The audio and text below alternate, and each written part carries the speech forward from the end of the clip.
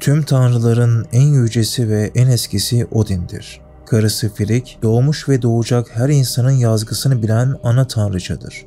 Odin birçok sırra vakıftır, her şeyi bilir. Bir gözünü bilgelik uğruna feda etmiştir. Dev Mimir'in kuyusundan bilgelik suyu içmiş, böylece sonsuz bir bilgelik kazanmıştır. Mimir, hafıza, bellek ya da bilgi anlamına gelir. İngilizce'de hafıza anlamına gelen memory de onun adından türetilmiştir. Odin bir gözünü Mimir'e rehin olarak verdiğinden tek gözlü yaşlı bir adam olarak betimlenir. Dahası rünlerin bilgisi, büyüleri ve güç için kendine kurban etmiştir. Odin kendini hayat ağacı Yggdrasil'e astı. 9 gün 9 gece boyunca orada asılı kaldı. Böğrü bir mızrağın ucuyla delindi ve ağır yaralandı. İskandinavların Ynglinga destanına göre Odin ölümünden hemen önce bedenini bir mızrağın ucuyla işaretliyor ve böylece kendini silahla ölen tüm kişilere adıyor. Bu bize Hazreti İsa'nın çarmıha gerilmesi sırasında çarmıhta asılıyken onun bedenini delen mızrağı anımsatır. Öldüğünden emin olmak için bir Romalı asker onu böğründen mızrakla deler. Odin'in kendine kurban etmesi de Hristiyan teolojisine göre Hazreti İsa'nın insanlık için kendini Tanrı'ya kurban etmesine benzetmek çok da abes olmaz sanırım. Çünkü Hristiyan teolojisine göre İsa Tanrı'nın bedenlenmiş halidir. Ve rüzgarlar Odin'i kavradı. Asılı duran bedenini savurdu. 9 gün 9 gece boyunca hiçbir şey yemedi, hiçbir şey içmedi. Orada yalnızdı, acı içindeydi. Hayat ışığı yavaş yavaş sönüyordu ve bu fedakarlığı karanlık meyvesini verdiğinde ölümün eşiğine gelmişti. Acıdan kendinden geçmiş bir halde aşağı baktı ve rünler ona gösterildi. Onları tanıyordu, onları ve güçlerini anladı. O anda ip koptu ve çığlıklar içinde ağaçtan düştü.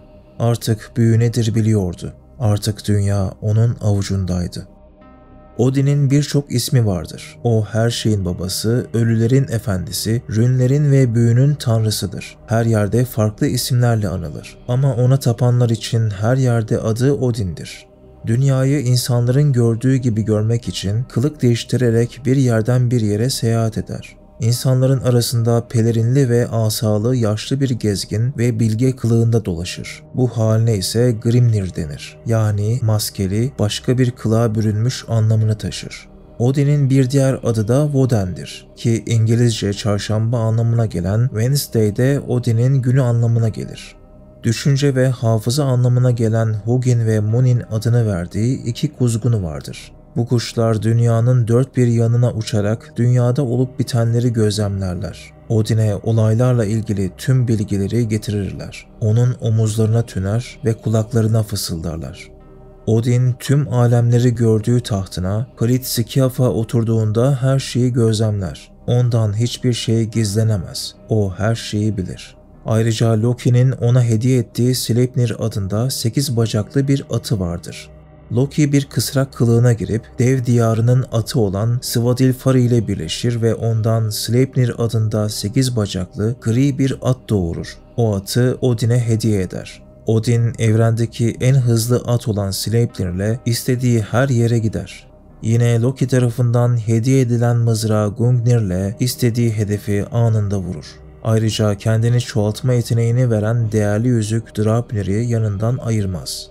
Dünyaya savaşı Odin getirmiştir. Savaşlar düşman ordusuna bir mızrak fırlatılarak başlatılır. Savaş ve ölümler Odin'e adanır. Eğer savaşta hayatta kalırsanız bu Odin'in lütfuyla olur ve eğer ölürseniz bu sizi terk ettiği içindir. Eğer savaşta cesurca ölürseniz soylu ölülerin ruhlarını toplayan savaş bakireleri Valkürler sizi alıp Valhalla olarak bilinen salona götüreceklerdir. Odin sizi Valhalla'da bekliyor olacak ve orada efendiniz Odin'le birlikte içip dövüşür, yiyip savaşırsınız.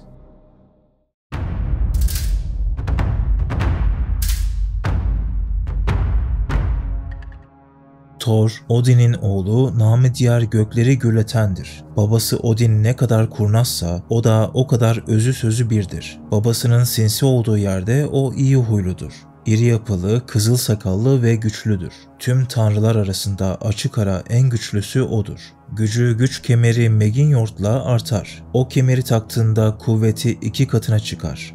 Thor'un çekici Mjolnir, onun için cüceler tarafından dövülmüş olağanüstü bir çekiçtir. Thor, bu çekici kavramasını sağlayan demir eldivenler giyer. Çekici istediğinde büyütür, istediğinde küçültür. Havaya doğru savurduğunda her zaman hedefini vurup sahibinin eline döner. Troller, buz devleri ve dağ devleri Mjolnir'i gördüklerinde korkudan titrerler. Çünkü Mjolnir onların pek çoğuna ölümü tattırmıştır. Thor, sert ve aceleci bir mizaca sahiptir. Devlerle çarpışmak için ilerlerken dağları titretir, toprağı ateşe verirdi. Ayrıca tekerleklerinden yıldırım çıkan bir savaş arabası sürer. Arabayı 2 tane keçi çeker. Thor bu keçileri öldürüp yer, sonra tüm kemikleri derilerinin içinde toplayıp keçileri tekrar hayata döndürür. Thor'un annesi Jord, toprak tanrıçasıdır. Bir nevi dünyanın kişileştirilmiş halidir. Thor'un oğulları Modi ve Magni'dir. Gazap ve güçlü anlamına gelir. Kızının adı da Turut'tur. O da güçlü anlamına gelir. Karısı altın saçlı Sif'tir. Toprak ve bereket tanrıçasıdır. Sif'in Thor'la evlenmeden önce Ulir adında bir oğlu vardı ve Thor, Ulir'in üvey babasıdır. Ulir, yeteneğin, avcılığın ve düellonun tanrısıdır. Düello yapacaklar onu yardımına çağırırlardı. Karların üzerinde kaymayı sever. Thor, Asgard'ın yani tanrıların yaşadığı yerin ve Midgard'ın yani dünyanın koruyucusudur. Ayrıca Thor, Perşembe günüyle ilişkilendirilir. İngilizce'deki Thursday, Thor'un günü anlamına gelir.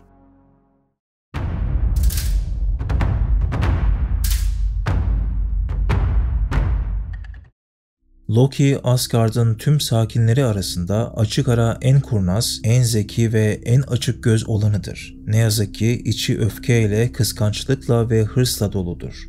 Loki, ince ve güzel olduğu için nal ya da iğne olarak bilinen Laufey'nin oğludur.